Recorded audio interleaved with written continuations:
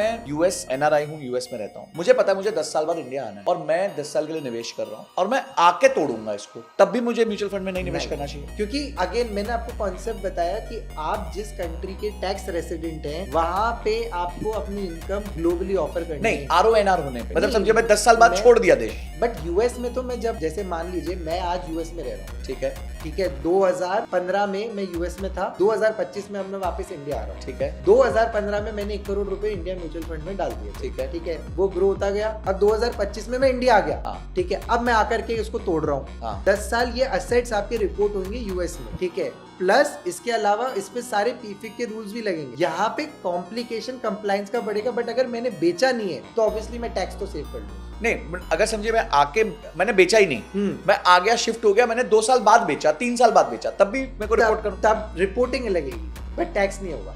अच्छा, रिपोर्टिंग फिर भी लगेगी, रिपोर्टिंग पूरी होगी क्योंकि आप एक ग्लोबल है। जैसे इंडिया में मैं मेरे इंडियन पर अब तो मैं छोड़ के आ गया देश, 2 साल हो गए, 3 साल हो गए, जब तक मैं वहां पे था तब तो मेरे को 10 साल पर टैक्स नहीं लगेगा, टैक्स नहीं लगेगा।